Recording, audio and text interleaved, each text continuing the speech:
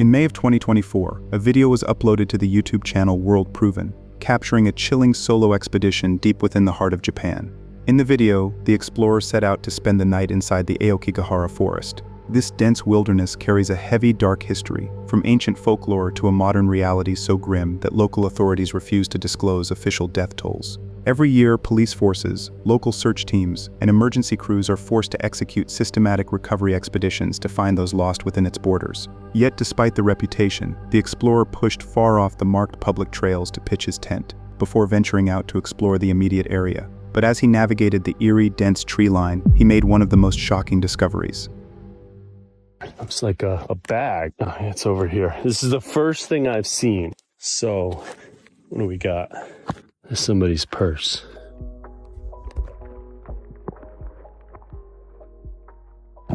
It's a purse. This is a dress. That's somebody's dress.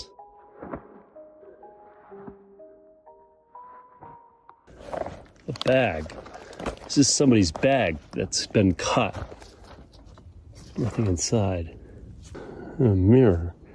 Like, what the hell is this doing? A bra. Someone's bra. That's a bra. That's someone's pants. Like, what the F? Alright, that's pretty creepy.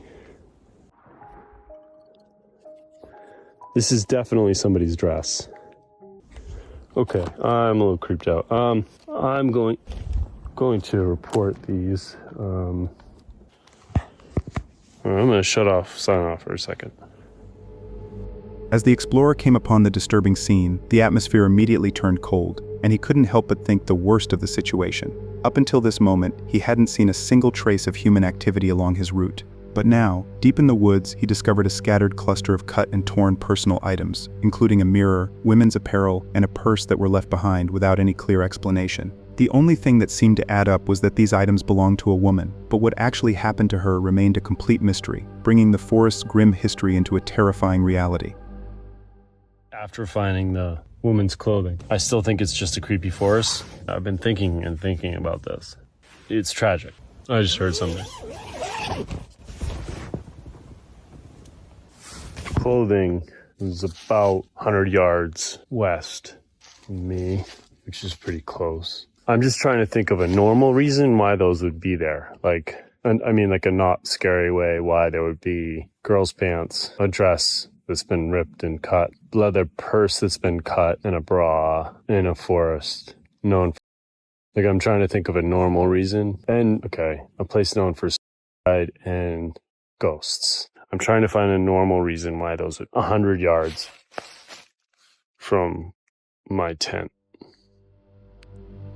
Even back at the safety of his campsite, he couldn't shake the eerie feeling left behind in that clearing. Sitting alone in the dark, the disturbing reality of what he had found began to truly set in. The burning question of why those cut and scattered items were out there, deep in an untouched wilderness, refused to leave his mind, making it impossible to relax. Attempting to clear his head and shake off the growing unease, he eventually grabbed his flashlight and stepped back out into the pitch-black woods, heading off in a completely different direction. But later that evening, things took a terrifying turn when he heard the sound of a woman sobbing in the distance.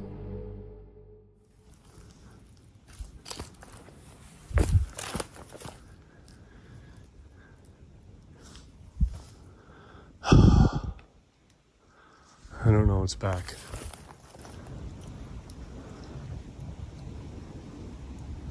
Keep going.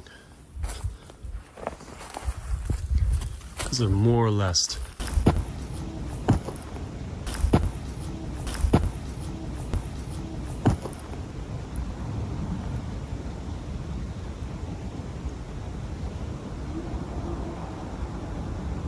What is that?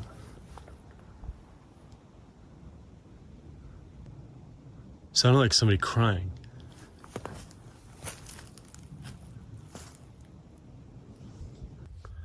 So it's about 10. I heard somebody sobbing. Definitely, 100%. I was walking and it was a girl sobbing, but it was far away and like echoey. Like it was echoing, like she was in a cave. So aside from the dress and the bra, which is really disturbing, I can't think of a normal reason why that would be out there. The explorer was certain that he heard the unmistakable sound of a woman crying through the trees, taking an already eerie situation and pushing it into something far darker. Shaken by the experience, he eventually returned to his tent and managed to sleep until morning. When daylight finally broke, the explorer packed up his gear and made his exit, admitting that while he remained a skeptic at heart, the entire experience in this infamous Japanese forest had deeply rattled him. From the cut and scattered personal items left deep in the underbrush, to the unsettling audio echoing through the night, there were no clear answers or logical explanations for anything he encountered, leaving everyone to wonder whether these were the remnants of a genuine tragedy, or something far more sinister. In early May of 2026, a rather disturbing video surfaced on the YouTube channel Shifting Gears to RV Life. The channel is run by a Canadian couple, Jason and Kate, who document their full-time adventures, off-grid travels, and the practical realities of living on the road. In the video, they set out for a planned 2-week boondocking trip in their RV at Lake Mojave. However, their stay is cut short when uncomfortable interactions and a total lack of privacy from nearby campers forced them to pack up early and relocate to Mojave Valley. When they arrived at their new spot, they noticed a truck and camper parked nearby, but assumed it was either abandoned or just holding a campsite. About 3 days later, while out on a quiet afternoon walk, Jason noticed the truck hadn't moved an inch, which immediately prompted him to investigate. But as he walked up to take a closer look at the untouched vehicle, he instantly realized something was terribly wrong. Oh my God.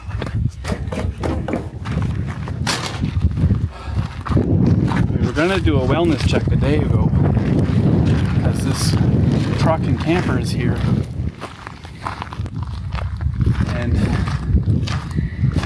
he's over on the bank, face down. I don't even remember where I saw him. Oh. It was pretty quiet out there. It was just a normal day, and then I came across something that just didn't look right. And at first I really didn't know what I was looking at, but the longer I stood there and focused, the more it clicked in. I didn't get too close. I just kind of turned around, went back to the rig right away. I really didn't believe what I was seeing. I've never seen a dead body before.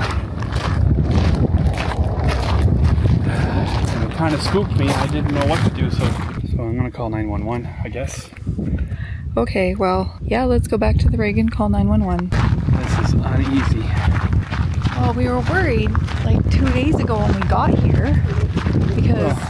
Yeah, well, not that we were worried, but because we just never thought anything of it. And then I was just going for a walk and I ran up on it, or walked up on it, I should say, and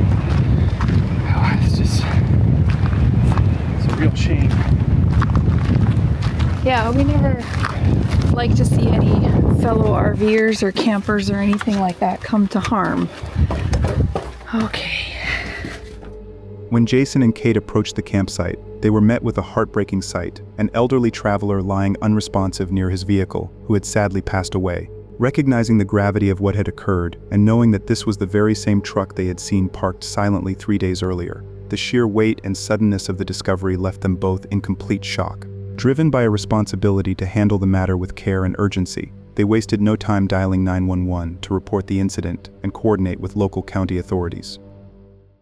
I'm just gonna call 911. Yeah. 911 emergency, what are you reporting? I just walked up on a dead body. Are you for sure he's deceased? Oh yeah, I'm for sure. He's Okay. laying on the ground face down. I was just out for a walk, and I walked up on it. Or on Okay, him. are you- I'm not 100%. We're not from here. We're from Canada. Okay. So right now, 911 has put Jason on hold and they're trying to transfer him to the county that we're in. This is not where I thought our camping day was going to go. It's really quite upsetting to see a deceased person firsthand. It's my first experience other than, going to a funeral where a family member's died, but you're kind of prepared for that. This really shocked me. Man, it's... County Sheriff's Office, they said that you have found a deceased body? That's correct. My wife is actually going over to take a picture of the license plate of the vehicle. I don't know if that will help you. That's messed up. Calling 911 is one thing, but to have to do it because you walked up on a deceased person is completely different. It's a real shock to the system, to say the I was least. going to say, you look a little rocked. After being transferred to the correct county jurisdiction, Jason ensured dispatchers had all the critical details they would need to send authorities straight to their precise location.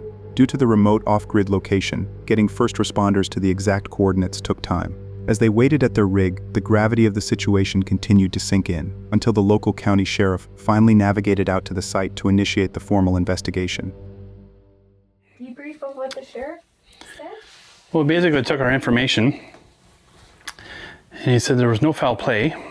He actually wanted to see my shoes that I was walking in, which obviously if there was footprints around there, but we weren't even close to the body.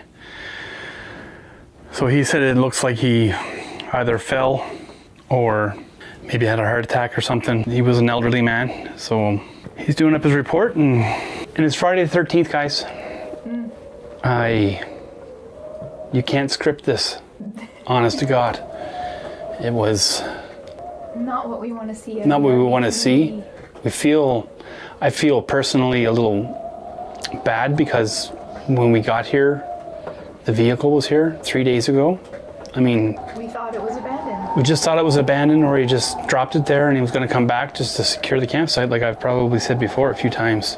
So I guess this is kind of food for thought. If you ever come up on a vehicle, especially if it has like a disability tag in the mirror or something and it's unlocked, which I only noticed yesterday, But just and do a wellness check. just on do your a own. do a wellness check on your own. Like, Hey, just checking. he probably was already dead when we got here, but you know, we could have, if he wasn't and we took action, who knows?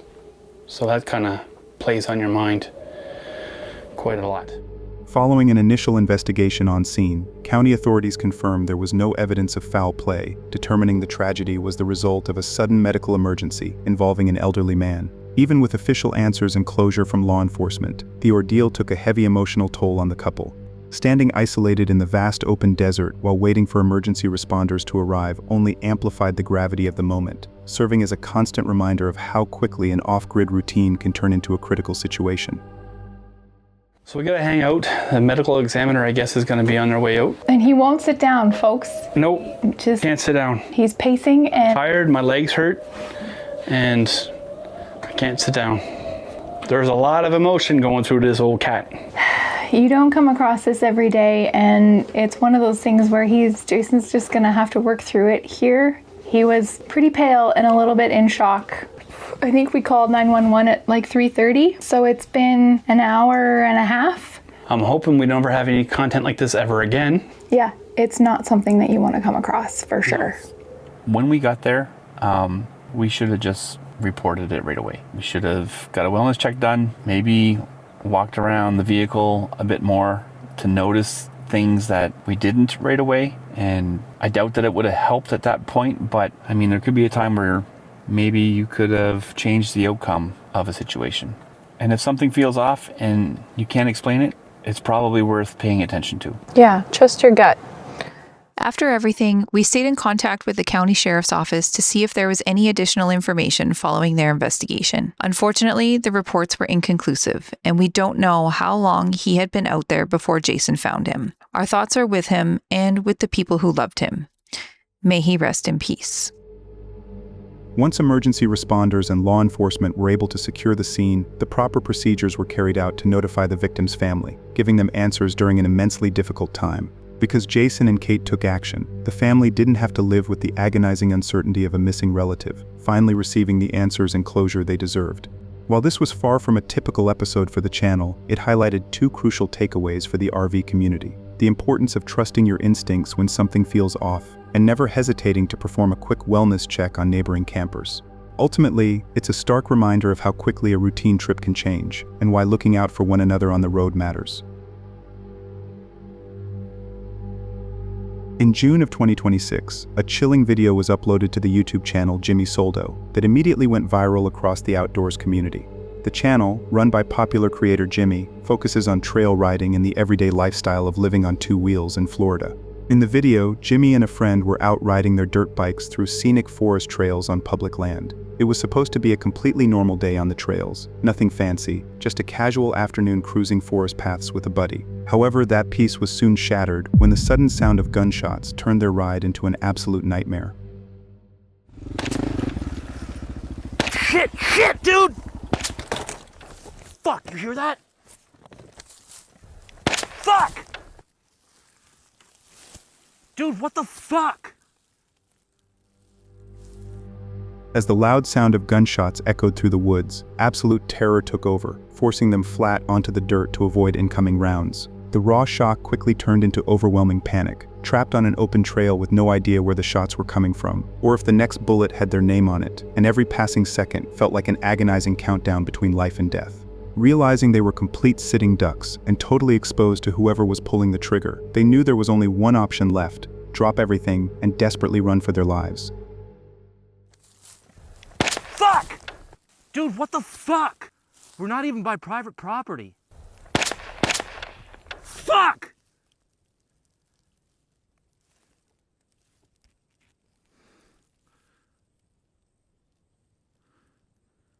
Come on, let's get the fuck out of here. Although the video abruptly cuts here, Jimmy and his friends scrambled to safety off camera, where their quick instincts ultimately saved their lives. Miraculously, both riders made a clean break without a single injury, escaping what could have easily been a tragic ending. But even after the adrenaline faded and they were out of harm's way, the shock of what happened remained, especially since they never actually got a look at who was pulling the trigger. Some speculate it was just an irresponsible hunter who didn't realize where his bullets were straying. Others believe a hostile landowner deliberately targeted them over a bogus property line dispute. Whatever the reason, they were fortunate enough to walk away without a scratch, but the terrifying reality of how close they came to total disaster is something they'll never forget.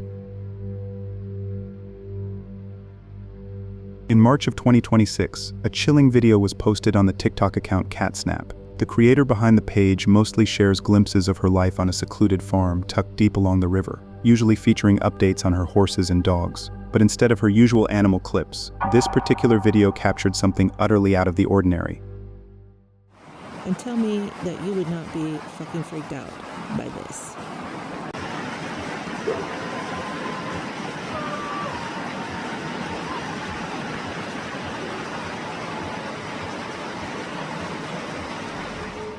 It all started when she was standing by her window late at night, as those sounds suddenly started echoing through the woods. With no neighbors for miles and not a single streetlight in sight, the eerie sounds immediately caught her off guard, prompting her to step outside her house to get a better look.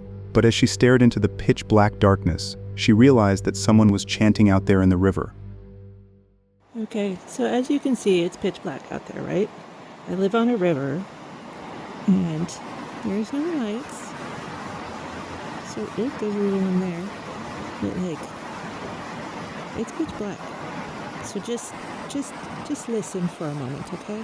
And tell me that you would not be fucking freaked out by this.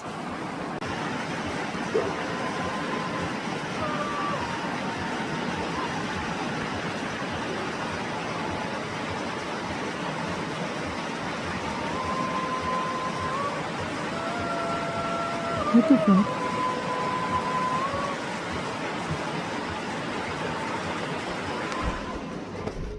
What made this chanting so unsettling was just how little sense this whole situation made. Out in such a remote area, with no surrounding houses and zero sign of human life, having an eerie, isolated voice floating across the water in the dead of night was completely unnatural. As the clip spread across TikTok, viewers in the comment section immediately began spinning wild theories. Many speculated it was some form of local witchcraft or cult activity, while others insisted she was hearing something supernatural lurking along the water's edge. But as creepy as that night was, the story didn't end in the dark. The very next day, she decided to re-examine the area once the sun came up, and a follow-up video finally brought a little clarity and a whole new set of questions. Okay, so this is where I was filming that last night with the singing, okay? So look, it was coming from that direction out there. So somebody is obviously singing. I know it's a person. It's not like a scary witch or something, but yeah, like why at midnight in the pitch black in the wilderness? Like that's odd. The creator confirmed that the eerie sound from the night before was indeed a woman's voice singing, ruling out anything supernatural. But while that brought a little relief, it opened up a whole new mystery about why anyone would be singing completely alone into the dark. To make things even weirder, the creator revealed in her caption that this wasn't even a one-time event. This was actually the third time in 2 years that this exact singing had happened across the river at midnight. But before anyone could figure out who this mystery singer was, the story took an even stranger turn. A few weeks later, the woman suddenly returned to the riverbank, this time during the day, leaving everyone wondering what she was going to do next.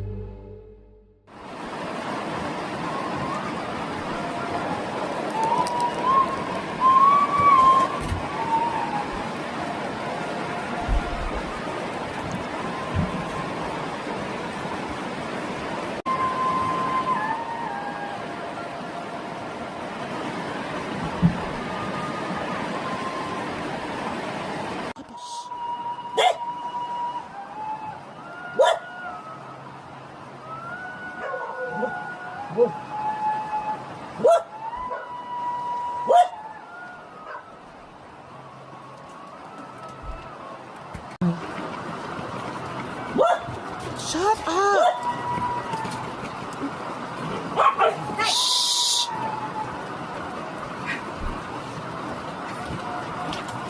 I'm trying to listen to beautiful music. She's probably like, oh my god, I'm so embarrassed. Well, maybe not, because she's sitting there just singing into the wind. Poor Candace. Why is she drumming? She's having a religious moment, okay?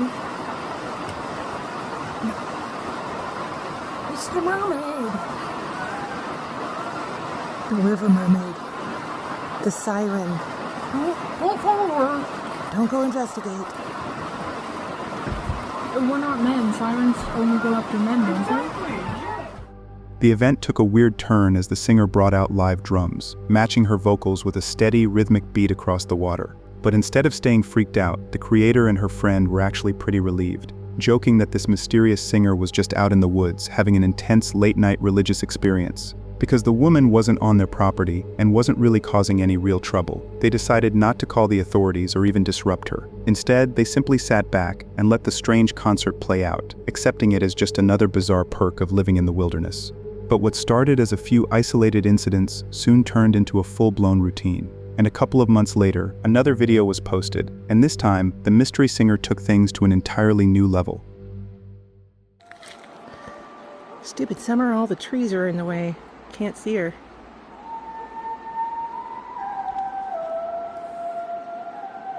She has got herself either a karaoke machine or a mic and a speaker, because it is loud.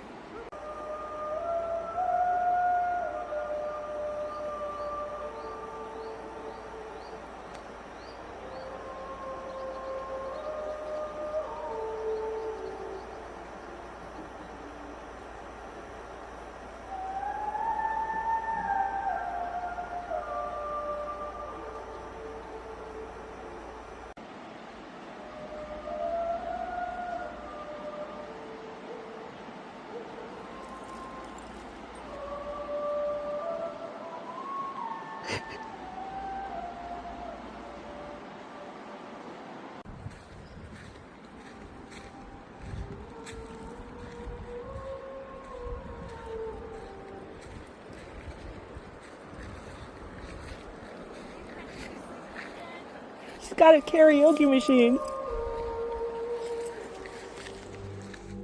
If her previous appearances weren't strange enough, her returning to the water's edge with a full audio setup made the entire situation make absolutely zero sense. Although this made for an absurdly entertaining spectacle, millions of viewers tuned in to try and figure out who this woman actually was, leaving the comment section split between absurd theories and genuine concern. Some joked about cults and river sirens, while others worried she was having a mental health crisis. But despite the chaotic late-night concerts, there was no real cause for concern. It's far more likely that she was completely sane and safe, just expressing herself out in nature. At the end of the day, her exact motives remain a mystery, but her months-long performances definitely gave the internet an unforgettable story to follow. And while she hasn't been back to the river since, given her history, it feels like only a matter of time before she makes her comeback.